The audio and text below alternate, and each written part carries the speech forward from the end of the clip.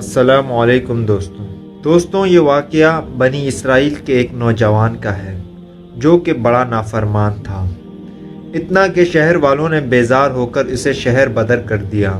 چلتے چلتے وہ ایک ویرانے میں جا پہنچا۔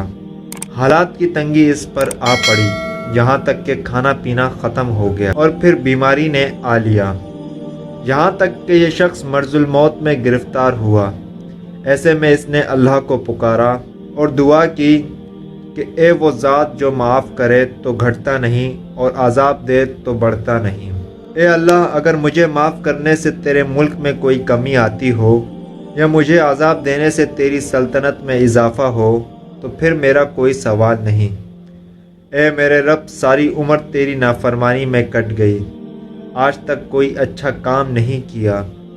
اے میرے رب، میرا آج کوئی سنگی ساتھی نہیں، میرا آج تیرے سوا کوئی سہارا نہیں رہا، سب ناطے رشتے ٹوٹ گئے، آج میرے جسم نے بھی میرا ساتھ چھوڑ دیا۔ تو مجھے اکیلا نہ چھوڑ، تو مجھے معاف فرما دے۔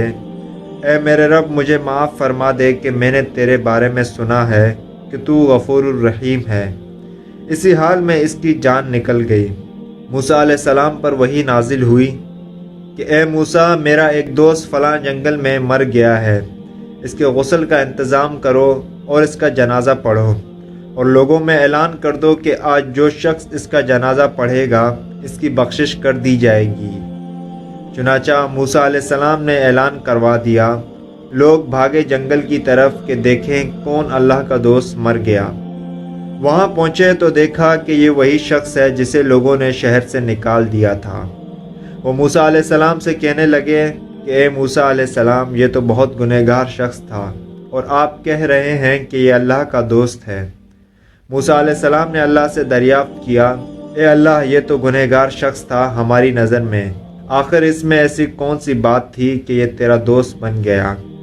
اللہ تعالیٰ نے فرمایا، اے موسیٰ، یہ واقعی ایسا ہی تھا جیسا آپ لوگ کہہ رہے ہیں۔